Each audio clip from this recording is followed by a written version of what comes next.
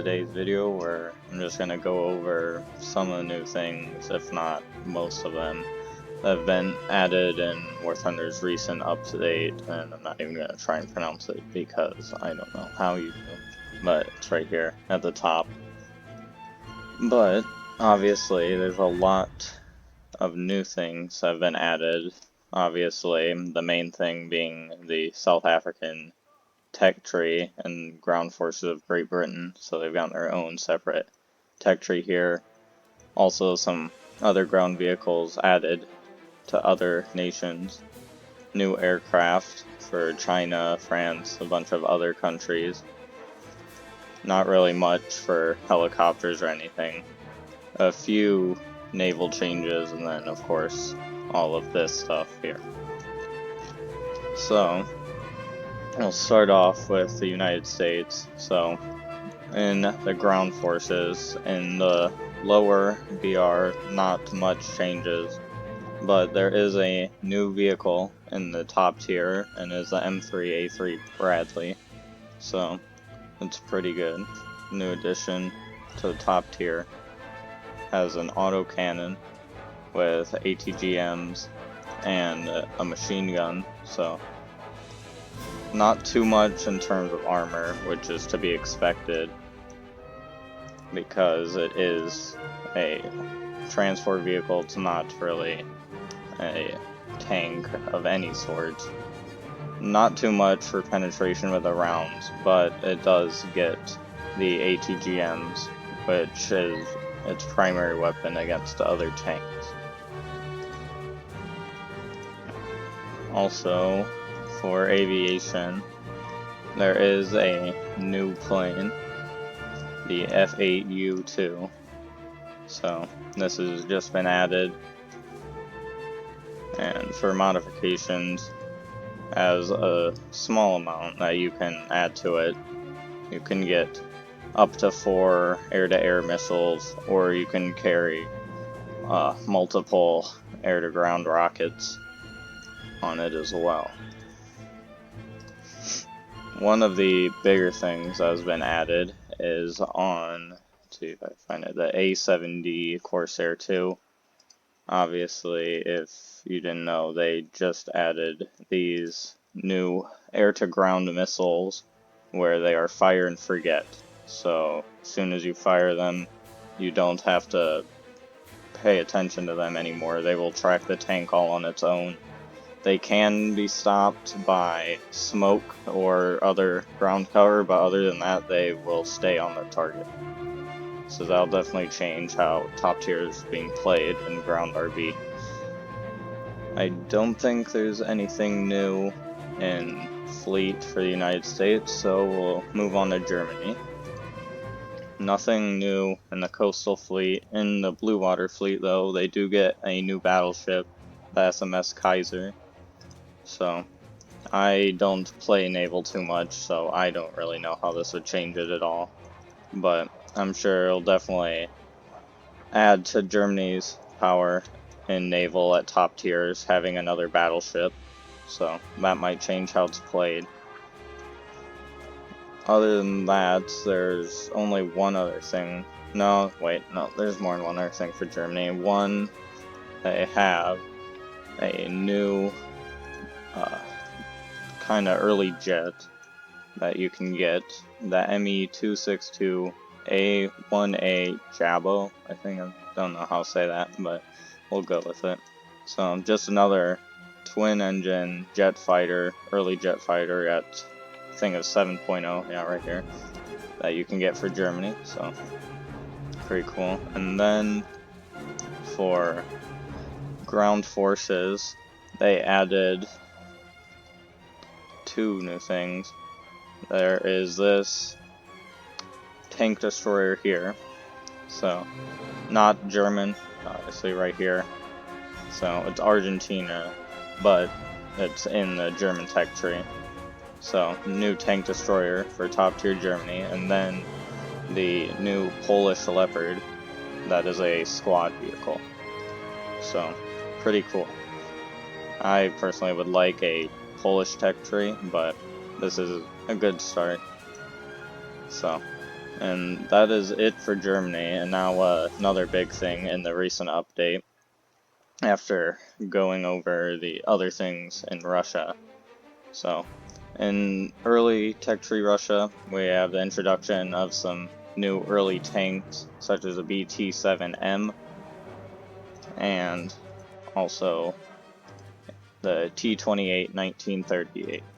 So, just some new early tanks to Russia, so people who play early ground battles and low BR, it interests them to have a new addition to things like that. I don't really think there's any changes top tier Russia, so nothing new there. In aviation, this is where the big thing for Russia comes in. Obviously, we have another early jet fighter here for them, very similar to the one Germany gets.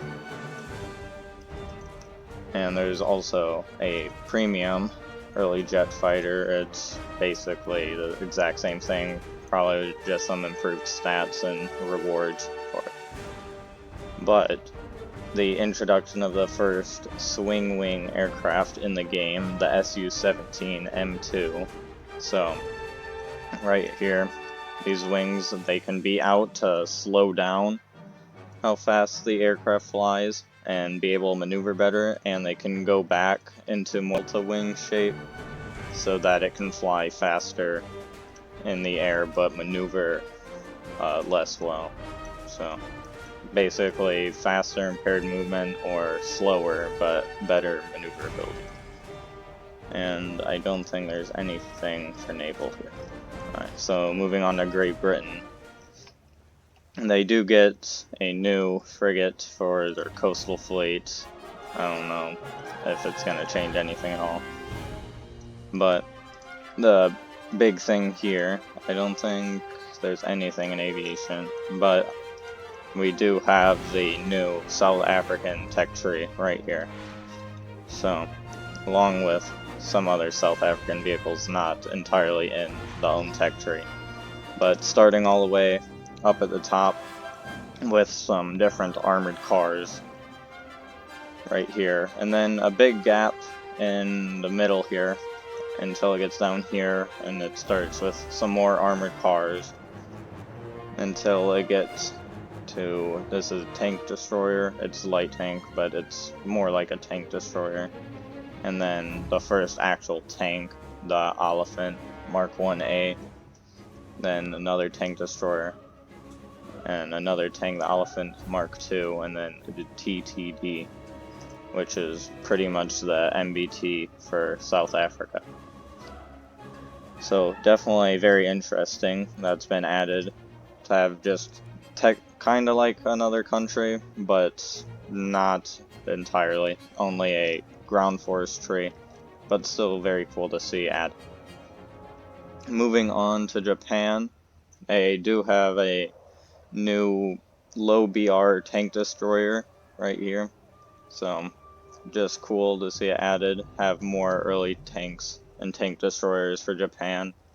But also the Type 90 and Type 90B have now been, I guess, up-tiered. Instead of 10.3, they are now both 10.7, as their reload rates have been changed from, I believe it was 12 rounds a minute to 15 rounds a minute, so now they have a faster reload, and in turn have a higher BR. For aviation, they do have a new plane right here, the A6M5, a new version of it. So cool to see. Nothing new in top tier, which to be honest, they don't really need it. They have quite a few decent and good planes right here already. In Blue Water Fleet, they do get a new, I guess it would be low BR for Blue Water Fleet. Not exactly low BR in general, as top is only 6, but lower in the tree. But they do get a new light cruiser here, and nothing in the coastal fleet. So now, moving on to China. For ground, they do get the PTL02 or O2, I can't tell. But it is a wheeled light tank, so obviously it won't have a lot of armor, but it does have, for where it sits, it has a heat FS round, so it does have pretty good penetration. And obviously, the big thing for China here is the new Chinese F5A. So, their new top plane that has been added, which is pretty cool.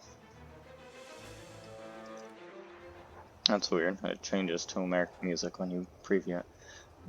Anyway, on to Italy. I don't think... I mean, they do have some new stuff, but nothing major. They get a quote-unquote low BR light cruiser added right here. Nothing else in the fleet. But for Army, they do get some German vehicles added, so the Panzer IIIN, the Stu G 3G right here, and for premium vehicles, they do get a Panzer IV-G added. And nothing new in the top tiers. Moving on to France. For ground vehicles, there is the new Mars 15 light tank added, and the SK-105A2 tank destroyer. Also, in aviation, they do get a new top tier jet. They get the Mirage 3E. Very similar to the Mirage 3C, very slightly different stats and things like speed and turn time. But rather than that, it's just basically another Mirage to have in top tier loadout. And lastly, moving on to Sweden. The only new, well, not the only new thing, one of the new things here is a new premium vehicle that is low BR, and also there is the new IKV 91-105 light tank at BR 8.3, so pretty high up. So, pretty good. It has up to, looks like, 337 millimeters of pen with an APFS DS round. So that's not too bad for where it sits. And other than that, besides all of the obvious new changes, there's of course all sorts of graphical changes and things like that. But other than that, that pretty much covers it for this video. So thank you for watching, I hope you enjoyed, and I'll see you next time.